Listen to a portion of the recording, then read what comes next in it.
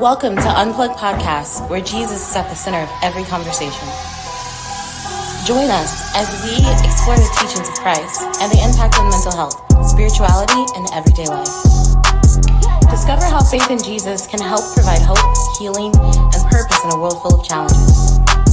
Subscribe now on YouTube and your favorite podcast platforms to stay connected to the Unplugged community. Unplug from the world and plug into Jesus.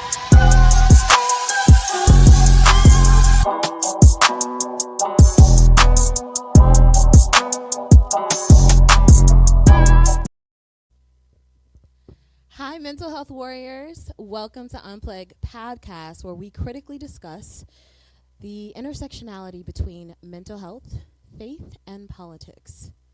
Today is a very special episode because for the first time ever, we are interviewing our very first guest, Fanta Smith. Now today what we're learning about, or the conversation that we're intending to have, is to understand more about postpartum. And I find this particular topic very near and dear to my heart. As most of the mental health warriors know, I came from two parents that suffered from mental illness, one of which was obviously my mother, who had various psychological issues, but most certainly one of them was postpartum. And as we know, she did not make it past age 45. So I find this particular conversation not only important, but I find that it is long overdue as a larger discussion about what we need to be doing differently for the women in our lives, especially in their most sensitive and vulnerable times, which is surrounding childbirth. So allow me to introduce Fanta. Fanta, my love, hailing from South Carolina. Okay, you are. Yes, you are a businesswoman, entrepreneur, wife, student, employee. Yes, and let's not forget, mother. Right? Most important role. Ooh, okay. It's the one that has no PTO. So, exactly. But I mean, how does it feel being all of those things at one time? It's fulfilling. Is it? Okay. It has its days and moments, I'm of sure. course, juggling everything, working, being the mother. 'Cause like you said, there's no PTO. I don't get days off. Don't get no No. overtime pay. No. But at the end of the day, when they're asleep, I'm just like, it was all worth it, my babies. That is exactly what you're supposed to say. I love it. But when they're I up, love I'm it. like, help me. Help. Yeah, the little cloud that forms with the letters and the cartoons. Mm-hmm. Help. Yep. Yeah, absolutely. So I'm really grateful that you're here, and even more so that you're brave enough to be able to share your personal story, because too often the topic is a bunch of statistics that nobody strings together to actually make sense of. And then when you happen to see a glimpse of it in real life, everyone's paralyzed. No one knows what to do. Yes. Right. So I think that this particular moment in time is really, really healing, because there is something beautiful that happens when you are able to take it from the inside and just have it come out. And it almost doesn't matter what happens after that. It's just not trapped in here anymore. I honestly haven't had the chance to talk about it to anyone. No way. So I'm the first. Well, man. that's why I'm already teary-eyed because, Ooh, man, girl. holding things Hold all up. the way in. Let's get the tissue. See, I am a prepared host. I had a whole tissue here. No, Lord knows what happened to it. But we're going to keep use that what we got. here. You use what you got, okay? You stay ready so you ain't got to get ready. We are going to talk about some statistics. We are, because it's very when we talk about demographics and their specific challenges, being a woman particularly is a tough battle, okay? Particularly the social expectations versus the consequences of said expectations in society. And I'll give you an example. Being born female could be a life-threatening diagnosis if in certain countries. The minute that they find out that you are a girl, your chances of getting aborted are just so indescribably higher, right? So you literally never even had a chance in some countries, right? Yeah. And then they say, oh, well, okay, you're a woman. Your whole mission in life is to be chosen by a man. Okay, that's you don't have any aspirations. You don't need them. Okay, you just need to be a pretty face, pretty enough to get chose, right? Yep. Well, that's cute. Until you realize that about 34% of women are murdered by their significant others, right? Whew. But if you don't have one, something's wrong with you, definitely, right? And then they say, oh, well, you got chose, right? You got your whole significant other. You need to pop out some babies, right? Okay, all right. Well, I mean, a couple of situations there. There's this thing called childbirth mortality, right? Where you could literally die if you give birth. And then it's higher for black women. Higher for black women, absolutely. And then let's say that you survive childbirth. Let's say that you survive your relationship. You survive childbirth. There's this thing called baby blues, okay? And I thought this was a pretty interesting statistic. Just in case anyone is curious, 75% of women experience baby blues, okay? And what you're thinking of, what the heck is baby blues? We're talking about postpartum. All postpartum starts as baby blues. Baby blues is 100% normal. 75% of women will experience it. Do you want to know the difference between baby blues and postpartum? What's that? Baby blues is supposed to end in 2 weeks. If you are still experiencing the symptoms of baby blues after 2 weeks, congratulations, you have postpartum depression. Yeah. So I think that the challenges in being a woman we have failed to really discuss that in detail, to make it clear to the opposite gender that the challenges that we experience are life-threatening, not uncomfortable, not unfortunate, but literal death waits for you as a woman if I follow all the social norms that I'm told that I need to. So yeah, perhaps not the funnest, right? And this is not a stab at men. This is just articulating the realities of being a woman from a very factual basis, right? There's challenges that men experience, and Lord knows those deserve to be discussed as well. But if we are to talk about the realities of being a woman, we have a lot going on and far too little support. But that's my 2 cents.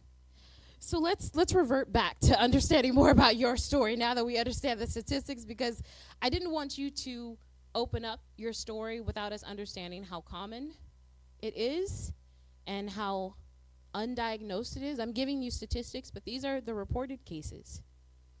55% of women that have postpartum go undiagnosed. And I know what you're thinking, well, how could you know a percentage if it's undiagnosed? Well, these are women that later in life report symptoms that they experienced, made it through. Some of them made it through unscathed. Others made it through and their children had to be taken away. Others made it through and they're in an institution. Others made it through and their family members are raising the kids.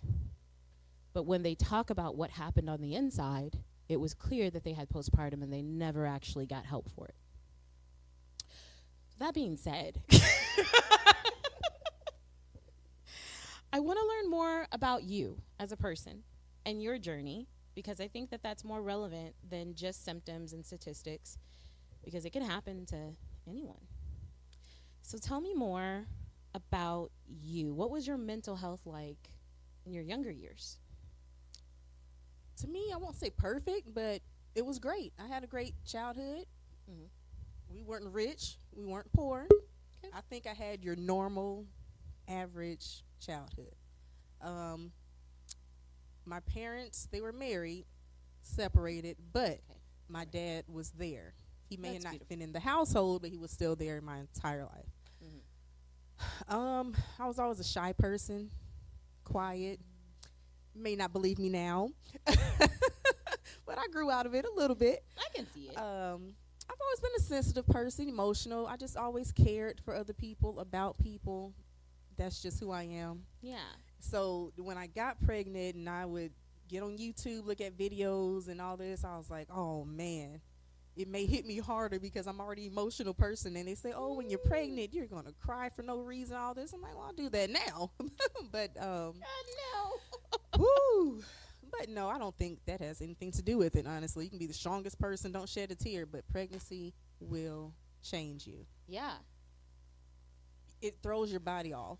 Oh, yeah. Even, what am I, almost 11 months postpartum. It's not a timeline. I know you said the baby blues is supposed to last 2 weeks. Supposed to. I don't know how long postpartum supposed to last, but it can last some years. Oh, for sure. Your body, Absolutely. your hormones are crazy all over the place. 100%. So 100%. Just to back up a little bit, did you always want to be a mom? Like when you were little? I did. I wanted 4 kids. 4? Before I knew better. Oh, wow. Okay. My mom and dad, it's just 3 of us. I just thought that was a good number. I'm the only girl. Oh. And maybe that's why I always attached myself to other females when I would meet them, because I don't have a sister. I do have first cousins, but we didn't get to grow up really close or anything because my dad was military. So yeah. But yeah, but that's where that comes from. You were little and you're like, nah, I'm having 4 of them. Okay. Well, what were your expectations of motherhood? That's a good question. Just someone being there for their child emotionally, first and foremost. Yeah. Supporting their children through life's journeys, teaching them about life. Yeah. So I think that's so important, because I can see, they have a joke like, oh, you didn't experience this, and I can see why. Sometimes I feel that. I'm like, I don't think your mother taught you this, because that's the way you are now. I don't know. Girl, that can be a thing, but that's a whole nother conversation. Girl. But no, I really just wanted to have someone to love that'll love me back unconditionally. Okay. No questions asked. Wow. That is a deep understanding of like the maternal bond. Very beautiful depiction of it, actually. Okay. I've never thought of it that way. Well, to be clear, I am not a mother. I do have a 16-pound furry serial killer in my household that I've had since he was a kitten, but I'm not an actual parent. So hearing it, the mother's perspective of just the unconditional love, no matter what, no questions asked, I was like, that's so unbelievably beautiful. Okay, so talk to me about your love story, because before there was the kid, there was the father and you. So well, yeah, we're going to shorten the story because it can get a little lengthy. By all means, whatever you feel like you want to share. So, long story short, I was actually in a relationship with a different with someone else. Oh, okay. This got spicy fast. And it's in a small country town. He was stationed at the base there. He's military. Anthony, I'm talking about my husband now. And I was staying at my grandparents' house. He was dating the young lady next door. And I was going to LSU at the time, so I would come in a weekend. Yeah. And he reached out to my mom and was like, hey, who is that young lady you brought to church with you, What? So he went through my mom, believe it or not. Unbelievable. And my mom was like, she is involved with someone. And he was like, I just want a friend, hang out. Here they go with the I just want a friend. I want to make sure you capture my face. Men, stop doing that, by the way. Stop doing that. Because I'm going to put you in the friend zone. And you're going to be mad. Because you said you want a friend. I'm going to give you what you want. Listen. I'm going to give you what you want. Anyway. End up reaching out. And it kind of just went from there. Wow. Because the guy at the time, he was military as well, but he was back in South Carolina. Yeah. And I'll be honest, I don't do well with long distance relationships, because I like that. Yeah. I want us to be together, Oh, for sure. So it's tough. Trust me. That all played in it too, and here we are. I feel you. Where are we at? 2024, 12 years later. 12 yep. years. Okay. First of all, I have heard of sliding in the DMs. I have not heard of sliding to your mama at church. I ain't heard that one before. That's new. But I got, was it South Carolina? Is that what they be doing in South Carolina? That's how they do it? Is that what it is? I don't know. Okay. All right. Well, this is a lesson for all you mothers out there. If you're really trying to get your daughter married off, you need to be taking her to church. Yeah, that's what you need to do. According to, hey, if you in South Carolina, apparently it works. So, And you know what? It's crazy because I don't think I was his typical woman. He wasn't my typical man. right. Because I'll be honest with you, I didn't want a man that had kids. That was one of my main, honestly, my most important thing. You know. And he, of course, has 2 twin girls. Yeah. But I don't know. I guess it's that mother thing. Even before I came a real mother, Yeah. I just took him on in, cared for him as my own. Of course. And yeah. Yeah. I mean, that'll happen. I think maternal instincts are strong. I've never been a birth mother, but I have been a stepmother. And okay, it's a kid here. Well, I got to take care of it. That's just it's just an instinct as women get, instincts. whether we birth them or not. So absolutely 100% of the time. And what's really beautiful is it tends to go both ways.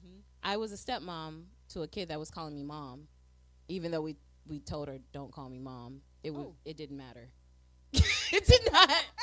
She went in one ear and right out the other. Yeah. But that type of bond, that type of care and love, it's a beautiful thing. And you had a preview. God blessed you with a preview before it was your turn. And I believe that's why I have boys. He gave me a preview of how it is with girls. He's like, no, ma'am. We just gonna give you boys. You can handle that a little bit better. Can't. So, okay. So, in your opinion, are boys easier? Yes, when it comes to hair. Unbelievable that this was your response. I loved every second. I loved my bonus children have the best hair. It's long and thick, beautiful. But man, having to do their hair every morning. Woo. You know, I don't have kids. I don't think I'm ever going to. But if I did, if somehow by miraculous way, I would want a boy. Simply because we talking hair, shoes, makeup that I don't know how to put on. Okay, we talking dresses. We talking prom. Don't even get me started on the Sweet 16. The Sweet 16, the prom. Honey, prom is about to set you back. Okay, yes. Let's be clear. In today's time, I know when we went to prom, maybe a couple hundred. No, it's a couple thousand now. Put a comma on it. Yes, you got the limo, the dress, the corsage. Okay, and whoever the young man is, if he ain't working, honey, that's on your pockets. Okay, you better pray to Jesus about it, because honey, prom is coming for you. And the way hair costs and lashes, with the shoes, with the custom dress, it can't be me. It can't be me. You buy a boy some Jordans, you can just keep going on with your life. Good okay, to go. He can show up in anything, anywhere, and he will be okay. That's right. So you're 12 years deep into your marriage. At what point did you guys actually? You're 12 years together. At what point did you get married? We got married 3 years in. 3 years in. We got together 2012. He proposed in 2014. We got married in 2015. Love it. Love it. Okay. So was the intention that you guys would have more children? You know what? To make it personal, we wanted children, of course. Right. But there are things that were happening, and I'm like, what's going on? Oh. Why am I not pregnant yet? You know. Okay. I went through all the things. I mean, all the testing. He went through all the testing. He was fine. I was somewhat fine. They call it PCOS, I believe. Yes. I don't know the statistics on it, but I'm quite sure it's high for women. It is. You know. It actually is. So that was blocking me. And you know what? I was going to a different church at the time, and this lady told me, she was like, you have to let something go, and then you're going to get your baby. Oh, okay. And I was like, I love it What when you they give you. mean? I love it when they give you the cryptic messages in church. I'm Like, telling you. can we stop that? Can listen. I am not Nancy Drew for Jesus. All right. I can read scripture. Mm-hmm. All right. I can do the work on that. But if you come into me, you pray before you come to me about what you need to say, because Jesus know I ain't about trying to figure it out. I am not Inspector Gadget. Okay. You better tell Jesus to say what he said, because he already know what it is over here. Make it plain to me. Make it plain and clear, okay? She didn't know my story or anything, so I mean, I was just like, huh. Gotta let but something at the time, go, please. There was something going on. That's another discussion for another day. But anyway, something was going on, and you know what? I did have to have a come to Jesus with myself, and I was like, you know what? Which is more important, this situation that's stressing you out, or you just wanting to grow your family and just, live life how you want it to go? And I end up letting it go, and boom, I end up getting pregnant. Like maybe a couple months later. Couple months? Yeah. Ooh, okay. So, and then of course with this one, I wasn't expecting him at all. I mean, of course I wanted another child, but I wasn't taking any precautions to not have another child. Right.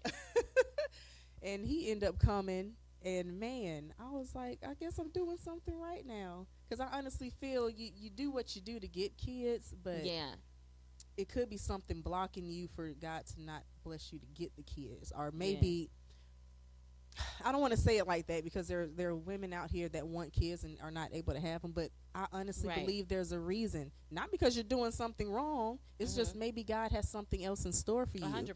And I honestly feel if I would have had kids back then, I don't know what would have happened. I don't know how I would have turned out, 100%. How the kids would have turned out. I was not ready. 100%. So he definitely brought them in when I needed them. First of all, what I'm hearing from you is you fought for this. You fought for your ability to be a mom. And that is so beautiful, because I think that there's so many children out here that are being born in situations where they actually weren't wanted. And it shows. Ooh, yeah. It actually shows. So for you to say, no, I want a child, I see that as a blessing, and I want the shot to be a mom, that is, man, it is beautiful to hear and witness. And I can tell with how you are a mother.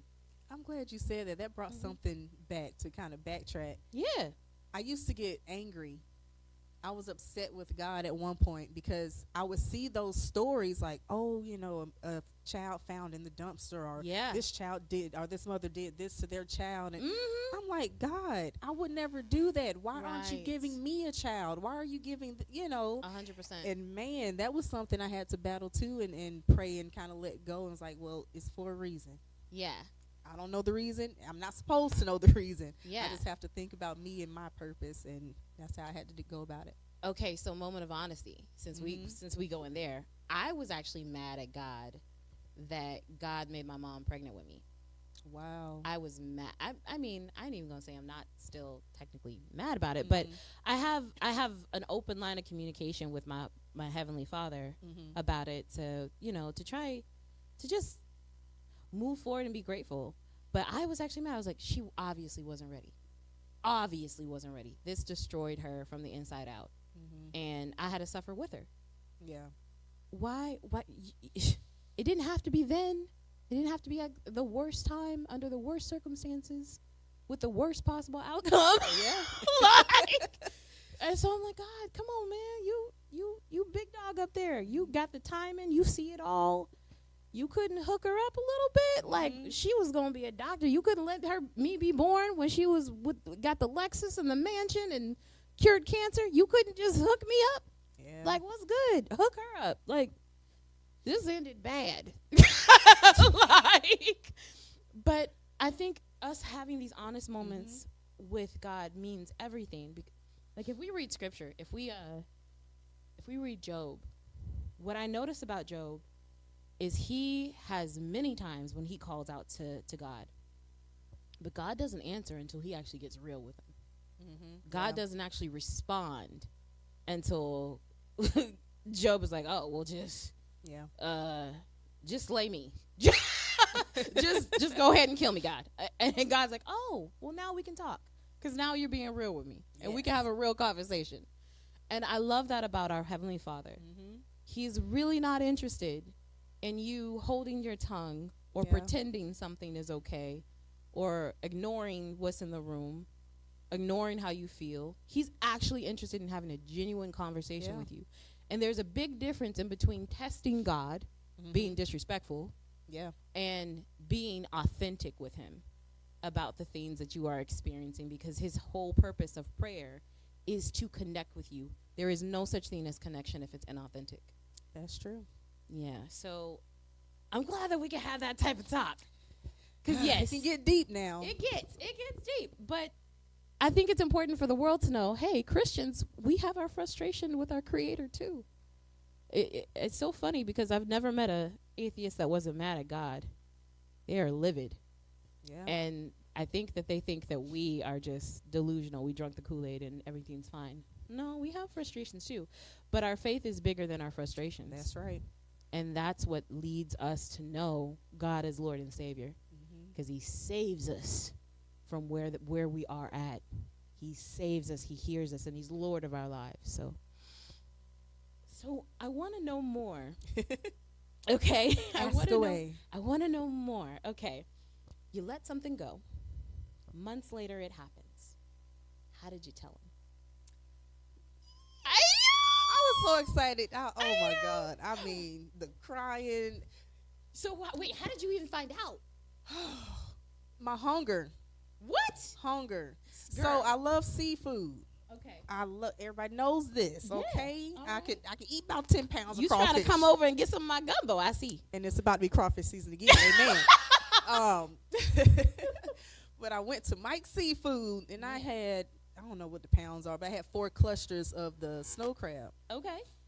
And I was like, man, I ate all of this. Usually with that, I kind of didn't eat that much at the time. And I'm Yeah. like, something ain't right.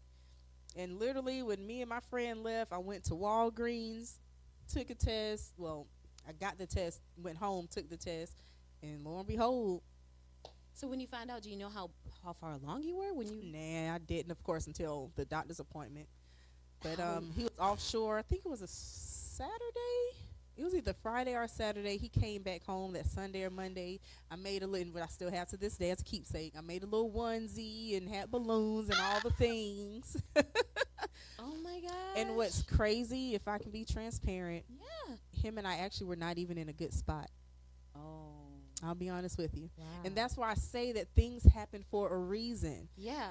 I know they say a baby, you know, some women do have a baby to try to keep a man. They do. They do. Or they catch do. a man, or however you want to put it, you know. Mhm.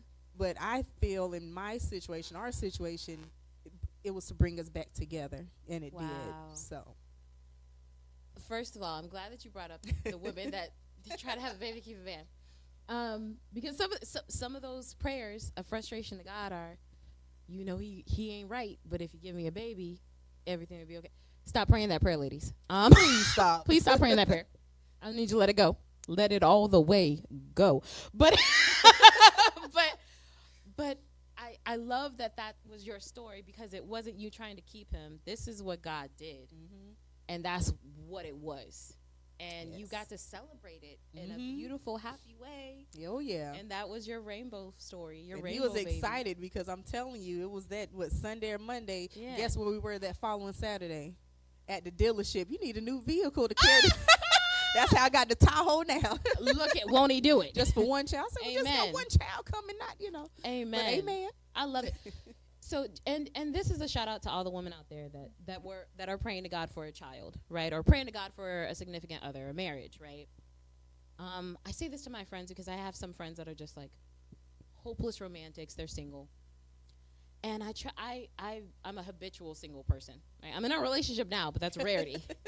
I am habitually single. Yeah.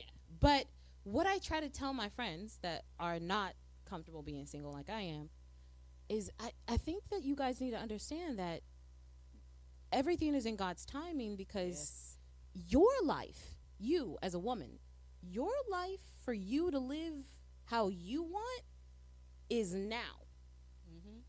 It's not your life anymore when you're married. It's definitely not your life anymore when you're a mom. So everything that is your life is now, and you better enjoy it.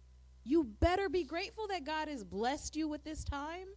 If you are the woman that wants to get off work and go home and watch your shows and order Uber Eats and then pass out early, if that's what you like to do, guess what? You better enjoy it now, because you about to get an apron, a bib, a binky, a ring, a mortgage, a second car note. Yeah, that's your life. That's about to be your life, and it's not your life anymore. It is a full-blown democracy. You are not a dictator of your own life anymore. It is not Uber Eats and watching Love and Hip Hop anymore. That's not your life. One job and go to another one. Okay? Literally with no PTO, as we said. So I want women to really hear the message that your life, according to the Most High, is moving in due time. Mm-hmm. And praying against it is a little weird. Letting God know the desires of your heart is great. But being angry that it hasn't happened at the specific time, and you're not even taking advantage of the time that you have now to live your best life, to wake up and go to India if you want to go to India for a month. Live your best life. That's something else I had to do. I had to stop worrying about it. Like, oh, I'm not pregnant yet. I had to stop thinking about it. Yeah. Just let it go. When they say let it go and let God, you have to do that. Yeah. You really do, because he's going to be like, well, you're not giving me time to you got to trust in me and I'll provide it for you. But if you keep worrying about it. Right. That was your gift. Your time was your gift. So let's talk about the things that happen during and after pregnancy, even if you don't go through postpartum. Because I feel like, again, this is not widely understood public knowledge. Mm-hmm. Okay? So from the moment that your body is pregnant, you're about to go through some changes. Your mind plays tricks on you. Because once you finally realize it, it's something just clicks and it's like, oh, I feel all the things now that I didn't feel just yesterday when I didn't know I was pregnant. All those things. So, all those things. And the main thing is being tired. Mm-hmm. You have your tired from working or whatever. Yeah. But when I tell you there's a pregnancy tired, it's more mental than physical. Because it was days, it was like, I can get up and go, but my body wouldn't let me. I don't know what it is, but it's those early weeks. You're just like, I can't do nothing. Help me. So my best friend, and again, I'm not going to get no names. I ain't going to put her out there like that. But my best friend had a pregnancy, and I was there through every minute of it. And the things that she went through. Ooh, okay. So let's talk about it in generalities.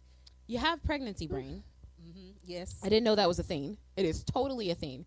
And when your best friend starts repeating the same thing for the 5th time in the past 2 minutes, you will understand what pregnancy brain means. Yep. So, yeah, that's a thing. Okay? Then you have your hormonal changes. Your skin is going to change. Your sleep pattern is about to change. Lord, help your back. Okay? Yes. Pray over your spine today if you're trying to be a mother. And don't stop praying. Put some holy oil on it, okay? Make sure that you appreciate how your feet look, because you might not be able to see them for some months. That's important, right? Yes. Can we talk about the hair loss? Hello. Can we talk about it? Yeah. Hello. Do you like your edges? Okay. Is this thing on? Do you like them?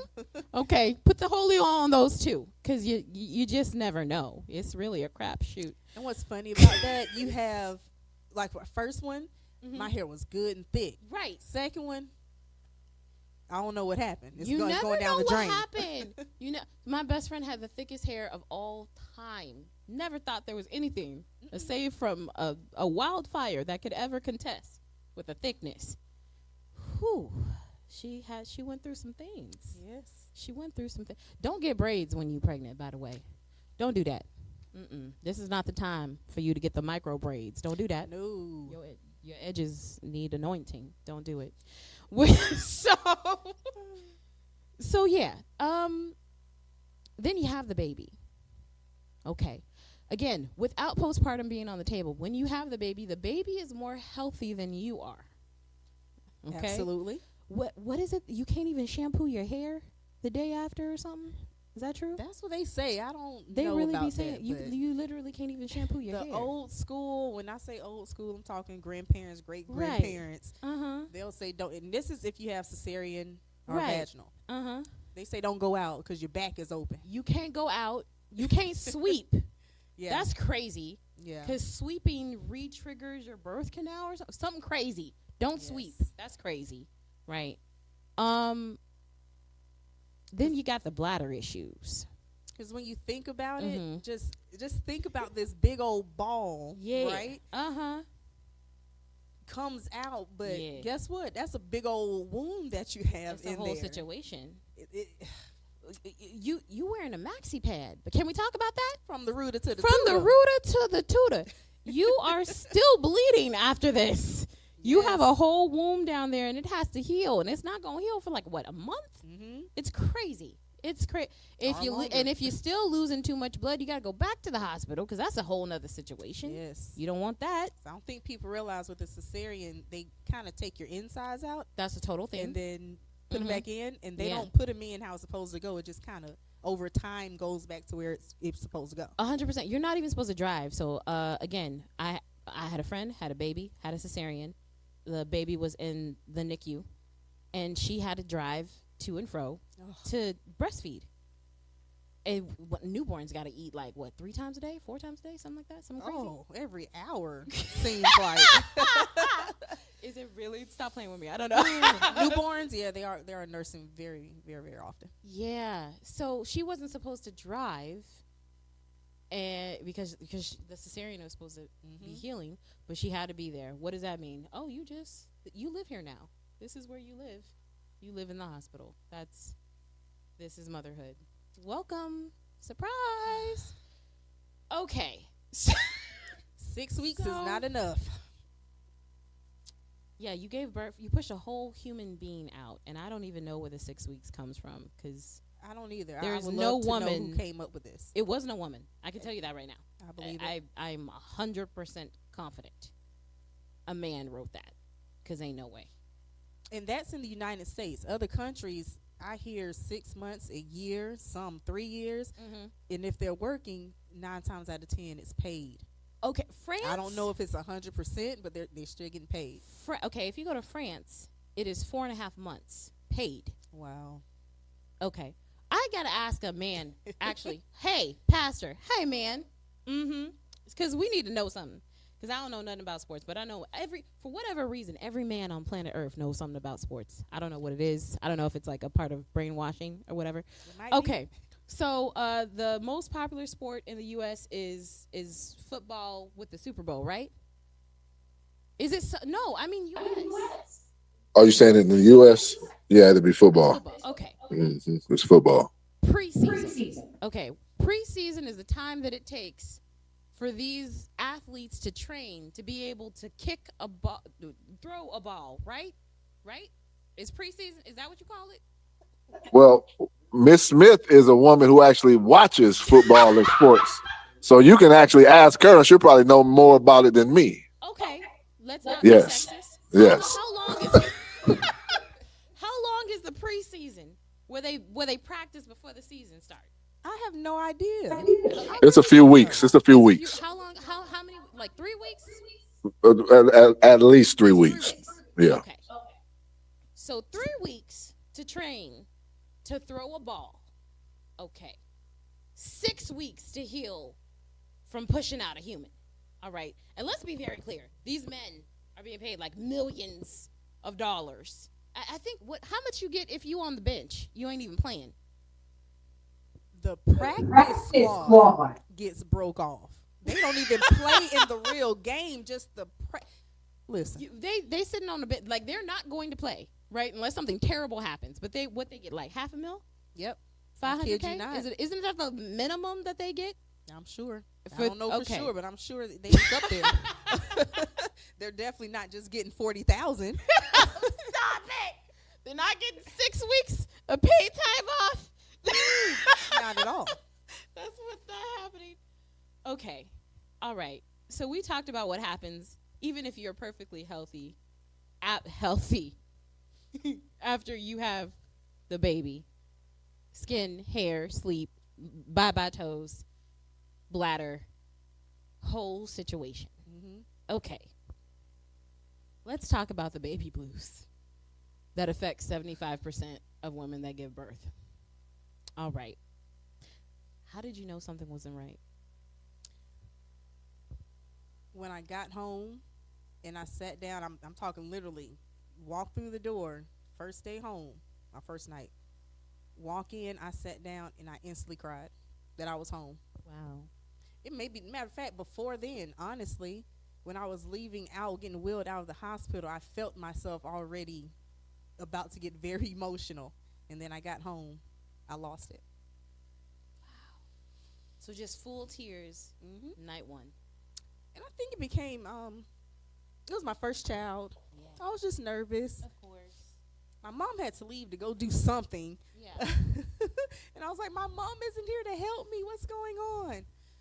And yeah, that's, I don't know. I just overwhelmed with emotion because I was just scared, I guess. Like, I have this baby here. I can't give them back. They can't go back in. No. What No the return to world am I sender. doing? It got real. Oh, yeah. Yeah. I empathize with you. I truly do. I empathize with you. It is the biggest decision that you'll ever make because it's irrevocable. No matter what happens, you will always be a mother for the rest of your life. And we can't say that about any other choice that we make. Yeah, I'm telling you. You can't. You could be a wife, but you could get divorce happens, so that you'll be an ex-wife. And But guess who mother, the kids go with for the most part? the mother, Exactly. 100%, 100%. So, yeah, it is the biggest choice that you'll ever make, and for you to have that reality set in day one, I could only imagine. Because when you're in the hospital, you get spoiled, okay? People talk about, how they come in every hour. You know, you don't get the... Yeah, but at the same time, it's so helpful, especially when it's your first time. You don't know what's going on. You don't know how to feed and all the other things. Yeah. So when all that instantly stopped, I was like, okay, it's on me, and I don't have a clue what I'm doing. Whew. Okay. All right. So you knew day one. When did your partner know? Or did he ever know? Did you have to tell him? It wasn't taken seriously. Okay, that's a lot. Tell me more. I'll be honest with you. Wait a minute. What you mean? And I don't know if it's just regular culture or if it's just black culture. I don't know. But when it comes to mental health, for some reason, it was never looked at seriously. I will never forget. I called my best friend and I was just crying. Like, I cried for every little thing. He fell off the bed one time. I think that's the baby initiation. Absolutely. I cried more than he cried. I may mistakenly, pinched him a little bit on a little pacifier clip. I cried more than he cried. And I would call her and she would basically, like, what is wrong with you? Like, would laugh at me sometimes too. And it was like, I'm struggling. I'm like, I don't know what's going on, and you're laughing at me. So that was hurtful. And I think that's why I never openly talked about it with anyone, because I didn't want anyone to look at me like I was crazy or took me as a joke, that I wasn't feeling what I was feeling. Yeah. And I don't know, and I hope that changes, that when a woman comes to you after birth, or just in general, man or woman, about a situation, take it seriously. You just, maybe it's not important to you, but it's important to them. So just listen. Be open to understanding. Girl, yeah. So the only person you confided in was your friend at that time, and My mom was there. She was living there with us, so she definitely would help me. She'll console me and everything. Yeah. But as far as, I don't even think she knew what to do, right, or the things to say. To me, she did do the right things, because she was there if I mom. needed a break. Yeah. I knew I can just, like, Mom, I just can't right now. Can you hold him? Uh-huh. Take a minute. I know it's hard. I kid you not. If it wasn't for my mother, I don't know what would have happened. Yeah. I would have never harmed my children. Of course not. I wasn't on that side. That's that's postpartum too. But It is I wasn't on postpartum. that side. It is. But man, I needed help. Yeah. And it really sucked at a point in time because I didn't know who to call. Because I'm not from here, so I really don't have family or friends here that I can just call and say, hey, please come over. I just need a minute, and they'll actually come. People will say, oh, just call me when you need me. But who actually will do it? 100%. You know? Yeah, when you need it the most, literally, and you're asking for help. So I would, over time, especially this second go-round, I just did it in private. Oh, wow. I didn't ask for nothing. I just... Oh, no. I honestly just did it in private. Yeah. If my closet walls could talk. Girl, no. So your friend that you confided in, was she... Ooh. Yeah. What you're hearing is our pastor repeating pieces of his prolific sermon that he blessed us with today. God is good. He put a lot on us to cipher through in our hearts. Now, your friend that you were confiding in, was she a mom? Yeah. But I guess she had her kids, like, back in the day, like 18, those early days. I don't know if that made a difference or not. I don't know. And she's not an emotional person. She isn't. She's one of those straight shooters, you know, gonna tell it like it is. Yeah. But in that moment, I don't know. I can't even tell you what I was asking for. I don't know. It was just one of those I just didn't even know. She just wasn't wasn't giving giving what I needed. It didn't give what needed to be gave. Yeah. Okay. So I'm a be honest with you and transparent with you. I am kind of hard on my friends that want to be mothers, because I live the life of what it means to not have a mother that's prepared and healthy and able to do what needs to be done. And so whenever one of my friends comes to me and they say, oh, I want to be a mom, I can't wait to be a mom, or I hope I get pregnant and things like that, I'm like, hold up. How much money you got in your savings account right now? You know, diapers alone is $8,000 a year. Do you have $8,000? No? Okay, then why are you talking to me about having a baby? Why do you think a baby wants to struggle with you? Why are you... talk to somebody else, because I'm not the one. You think having a baby will make you cry. Talking to me will make you cry, because I am not the one for the... I know what it means to be on the other end. So... And then I always ask my friends, are you ready? Are you ready to be a mom? And they always hit me with that. Physically, financially. Right. Mentally, physically, emotionally, financially, spiritually, are you ready to be a mom? And they're like, oh my gosh, yes! And then they have the baby and they call me and I'm like... Because you're tired. It's that... that first couple, I won't even say months. I'll say couple weeks for sure. Yeah. The baby is up every hour on the hour. It was one time, I mean, I would hold him and just cry. I'm just tired. You're exhausted. And you won't go to sleep. 100%. Oh, my goodness. 100%. I try very hard not to say, I told you so. I really do. I really do.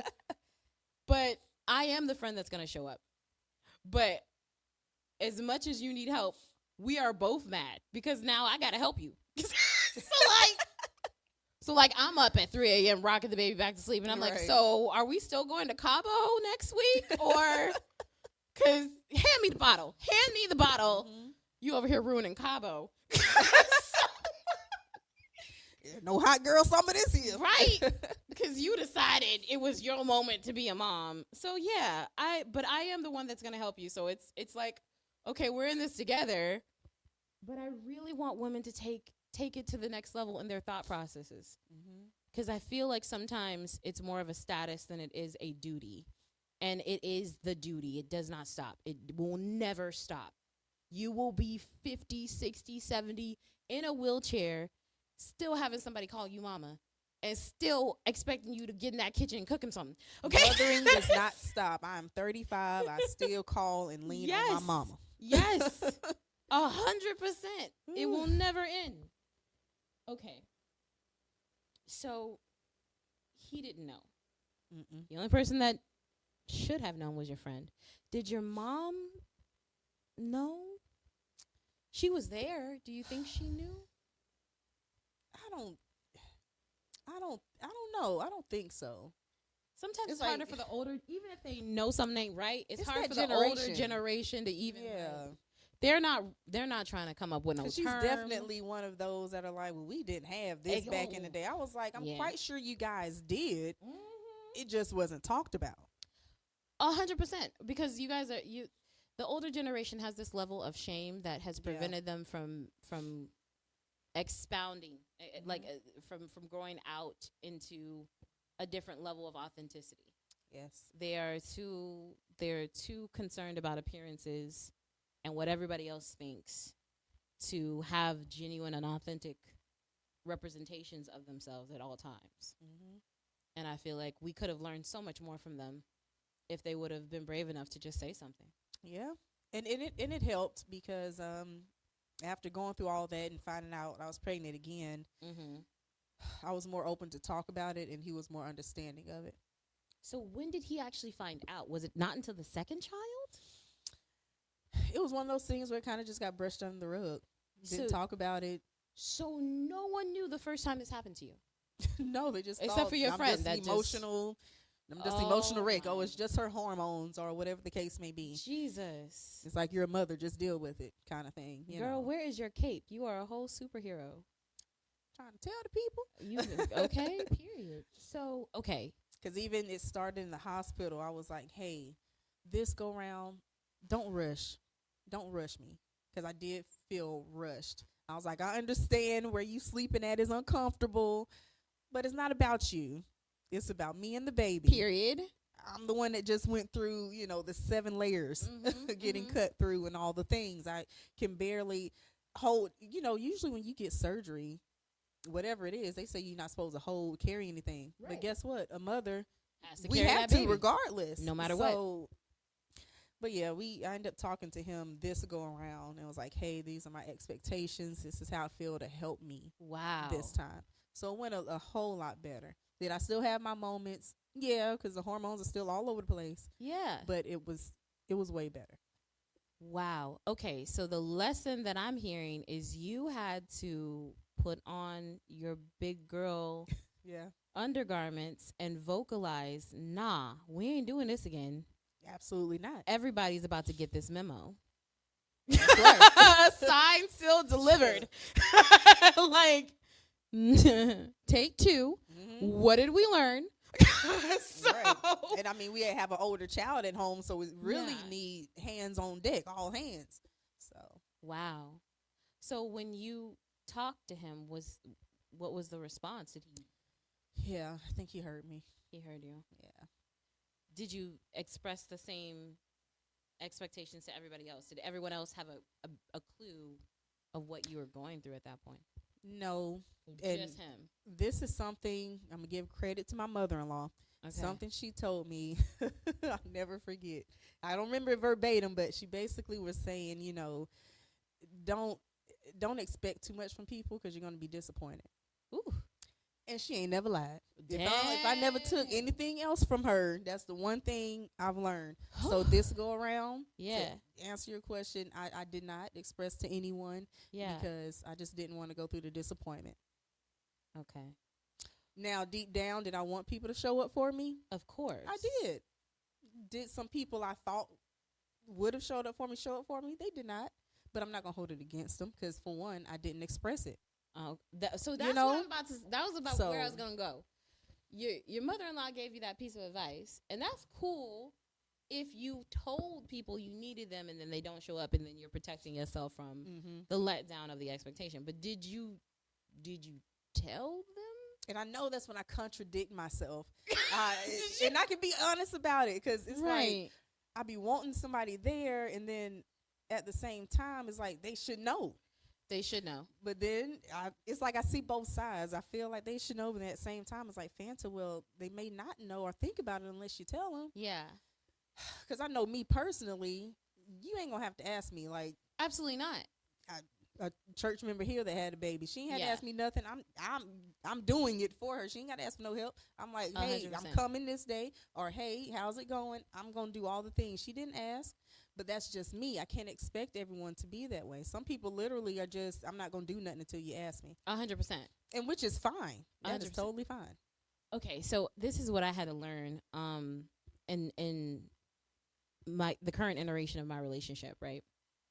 So women, one of our superpowers, and this is again something not talked about enough, we are innately overthinkers. Oh, I know I am. We are sure. innately overthinkers. We're extraordinarily detail oriented, which is why the workforce needs to take more advantage of us in higher positions. But we'll let that slide. Another conversation. That's more a political conversation we can have later. But no, they did a study. They put an equal amount of men and women in a room, just a room, nothing in it, right? They left them in there for a half hour, and they brought them out individually and just asked them, hey, what were you thinking about during that half hour? And the men responded, oh, what I was going to eat, the game, or, That sounds about right. And they pulled out each of the women. 98% of them said, oh, I was thinking about a conversation that I was having last week with my friend. I thought about what I said, and I didn't want to say that, or I should have said it a different way. We think to the max. There is not a minute of our lives that we don't double think. We will revert back in order to figure out what we need to change or do. And so when we actually take that same energy and we're in a relationship with someone else, and any relationship, friendship, romantic, mother, child, cousin, best friend, we keep that same energy. And so we're less likely for you to have to verbalize something to us because we are thinking through every aspect of this relationship 24/7. So the frustration that we feel when we feel like we have to say something that we need or want to our significant other is like a different level. We are so angry that we actually have to say this. Yes, I'm like, you should know this. Why don't you know? Why don't you have a study chart with my name on it? Right. You need to have a study chart with my name on it. You need to know what time of day I like my snacks. Okay? Why am I asking you for snacks? What? Like, why is it 5:30 and you're asking me if I'm hungry? Is this a joke? Is this a game? Am I being punked? That is really what happens on the inside. Yes. We genuinely expect for our men to study and know us. Mm-hmm. And so these conversations come from a different place, with a different tone, with a different inflection. And I've learned, because I'm in therapy, I've learned that I have to not have that expectation. It is an unfair expectation to expect people to keep that same energy. That's true. In relation to me. And I guess that it's a hard pill to swallow. And and I don't want to go off topic, but man, that just opens a door for something. I need to see your therapist. Then. Give me her or I will his give information. you her information. Because I struggle with that because I can see someone else. I'm like, well, they're doing all this for this person. They didn't do that for me. Ooh, girl. So I'm like, okay, yeah, I need to see somebody. We need so another I can talk podcast. about it. We need a girl. And then, the jealousy and envy will creep in, and then it's like, Like, why do I have to ask? But I just saw you do this for them. Okay. And then when you ask and they say no, girl. It's hard to. I will redecorate this place. Oh, Lord.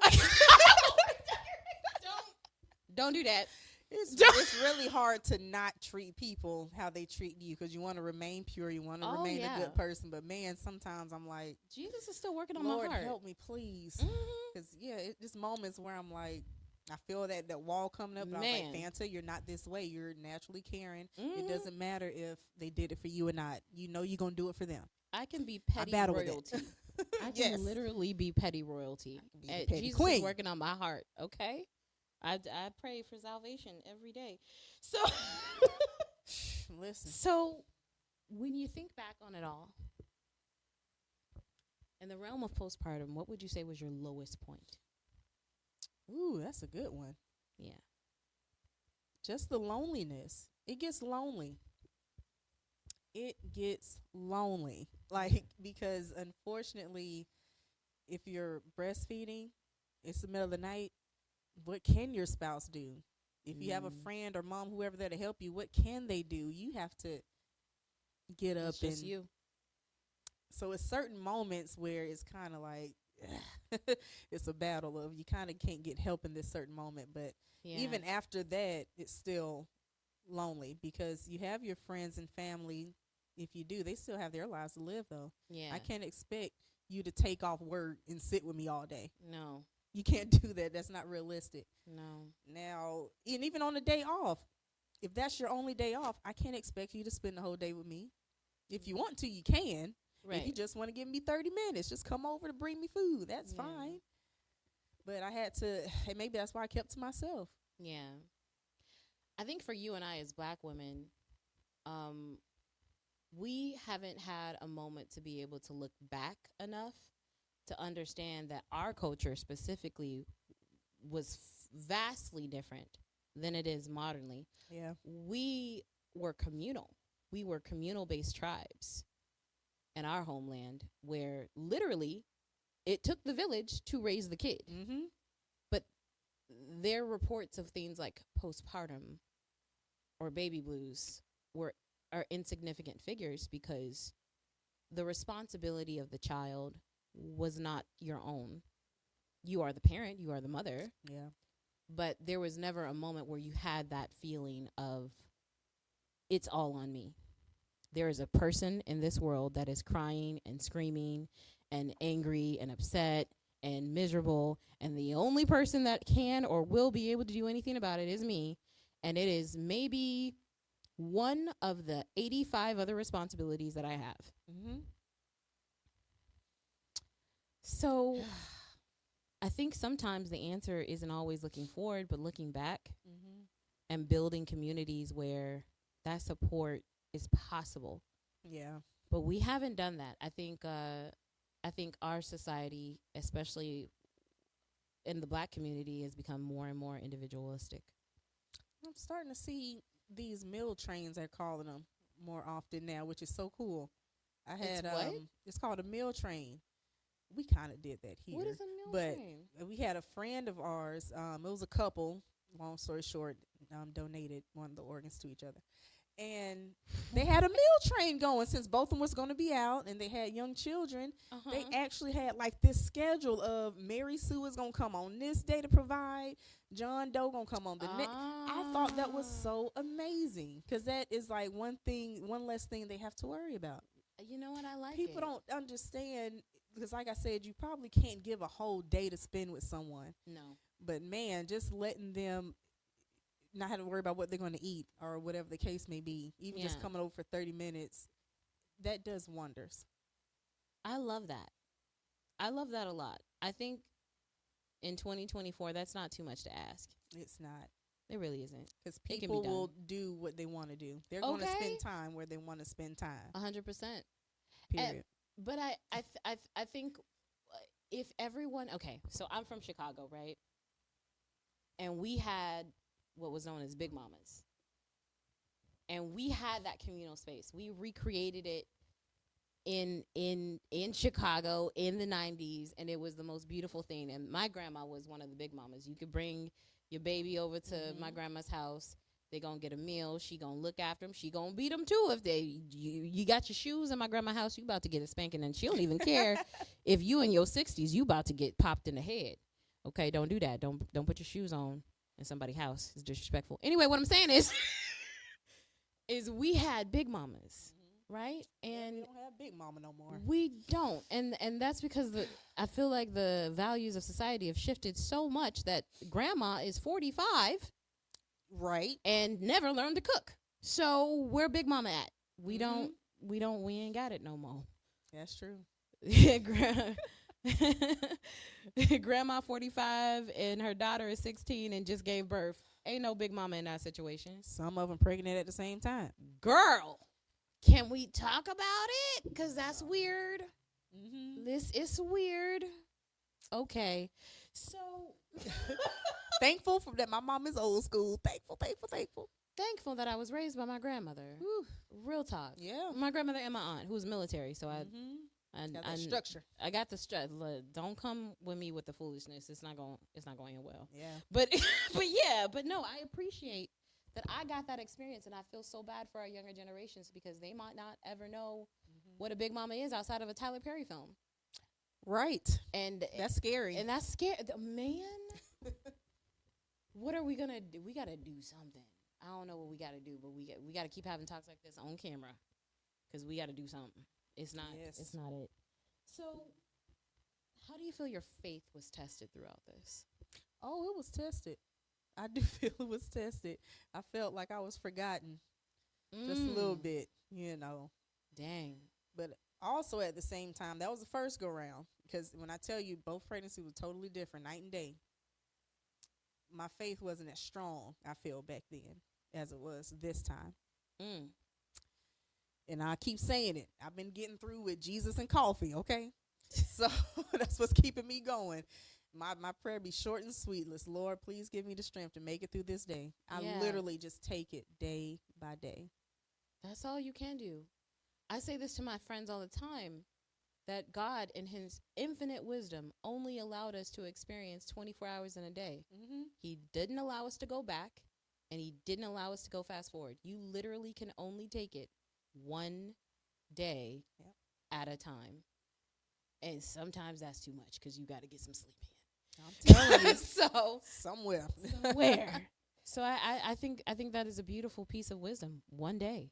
Just try to make it through that day. I'm telling you. And let God take you through the next one. So what would you say is the responsibility of society to do more for women that have experienced what you went through? Is there a responsibility that society has to do more for women? I wish there was just a space. I know that's real general, but if you just have just one person you can go to, even just one, to just talk it out. Because in all honesty, that's all I really needed. Thinking back, sometimes I just needed to let it out verbally, and I'll be all right. With most situations, I just need someone to talk it out with. Yeah. Everybody can't afford a therapist. No. And that's part of the platform that you're on right now. We are literally mobilizing to make mental health care available to every U.S. citizen. I feel better just talking like we are, to get it out. Get it out. Just to let it be known that this is what I was going through. Yeah. So just that space. I'm so grateful that you were brave enough to do it, because it could stay in here and hurt, or even worse, make you numb. Yeah, and I think that's where I was at one point. Yeah. I'm so proud of you. I am. You went through it. Like, it didn't take you out. It didn't take your kids. It didn't take your partner. You're still married, and you're still a beautiful family. And I'm so proud of you. You did it. You made it to the other side. Whew. So what hope would you give a woman that's going through this right now?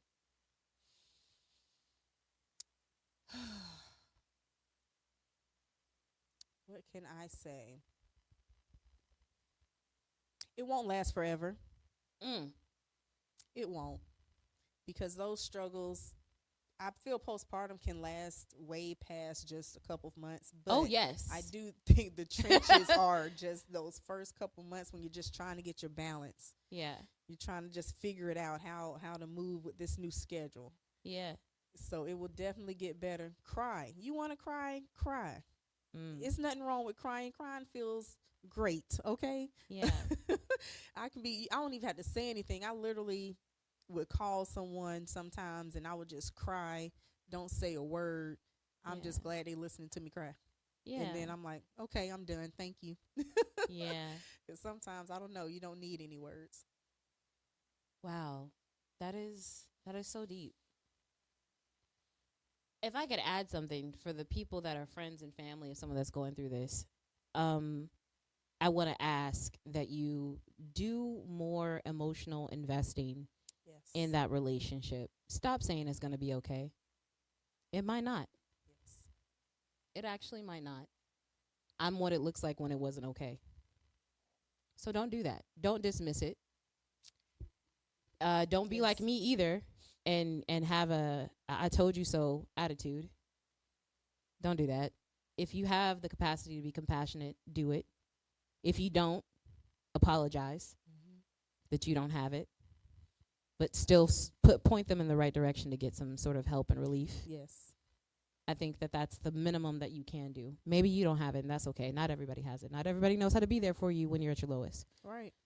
They don't know how to be there for themselves when they're at their lowest. So not everybody has that. Express it. Let them know, because they're going to expect it. Yes. And then that adds on to a disappointment. 100%.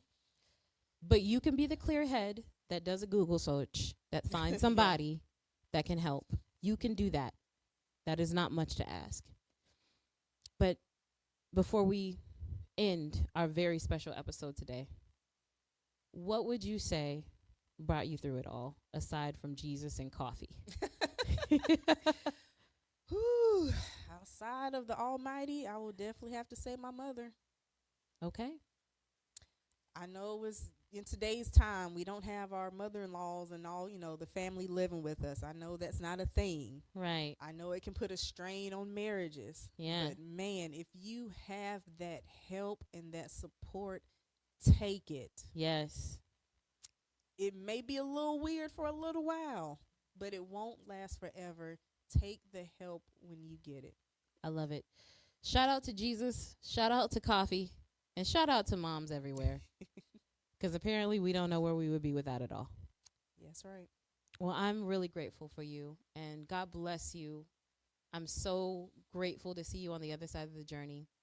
And I know that you've helped at least one woman with what you did today. So feel proud of that. Take that with you. Thank you. Thank you. Your strength is beautiful. And you are absolutely extraordinary. So I appreciate your time, Mental Health Warriors. Tune in, because our next episode goes even deeper. We appreciate you, and God bless.